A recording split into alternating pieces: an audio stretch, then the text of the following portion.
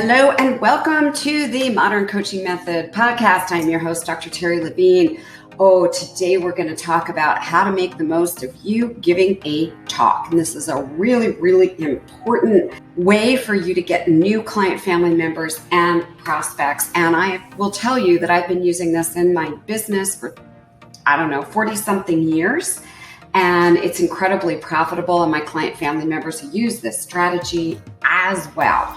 So what I am going to do is kind of go through how to get an invitation for you to be able to give a talk, how to make the most of it, even what to say. And if you have a fear of public speaking, I'm going to talk a little bit about that. So let's take it step by step. What is the very first step?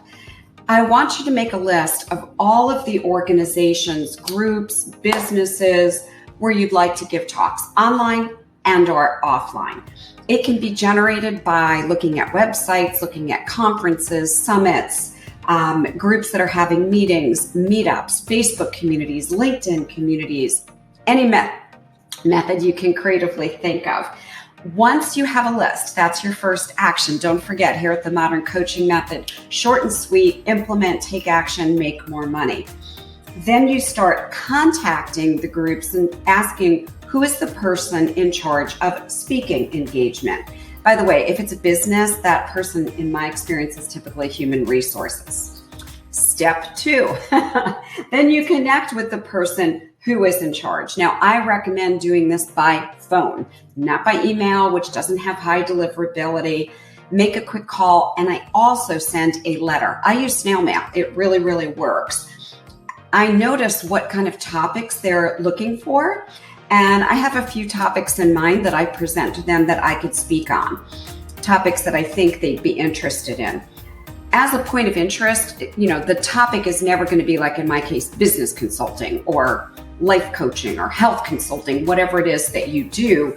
They're going to be looking for a speaker who talks about a problem that the audience attending their events has. And they're looking for you to come as a speaker to provide that solution. So, just think about this. I don't know, if you're a chiropractor, maybe you want to give a speech on posture. Just noticed my own posture. So think about what is a problem that audience might have.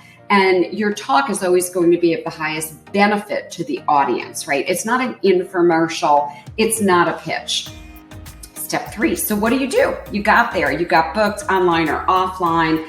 And to make the most of your opportunity, you want to have some kind of a handout that can be given to folks that are attending. Again, whether it's virtual, PDF, or whether it's something you can physically hand out. And you want to truly, during your talk, solve a problem that your audience has. Solve the audience's problem, and then extend your hand to present a low or no risk offer. Are you reading my book, or have you the conversion equation? Because I cover how to do the low and no risk offers. You could model it right from the book. In any case, I recommend making it without a pitch, without closing, without manipulating. So what I might do, and what I just did on a summit yesterday, and we have 127 responses, and there were only 200 people there. So I simply extended an offer to have a 7-minute consultation with my team where we guaranteed we would solve their problem. Now, I know that we can do that in 7 minutes. You might not have that offer, right? So all I did is I extended my hand at the end and said, if you're interested in doing this, all you need to do now, as an online summit, is go fill out this form. I sent them a link. For an event that is in person, I can send them over to a website, a web link. I can send them a number to text that automatically enrolls them in my free gift. Or I can physically hand them a form that they turn back into me. It's a little antiquated. I don't typically do that. A little hint here for the end of your talk. I always end my talks by asking this question. Did my talk create value? If yes, raise your hand. If you know anyone who is looking to book a speaker like me, I would be honored to have that connection. Okay, that's how I get booked on a lot more speaking engagements. Now, one last tip.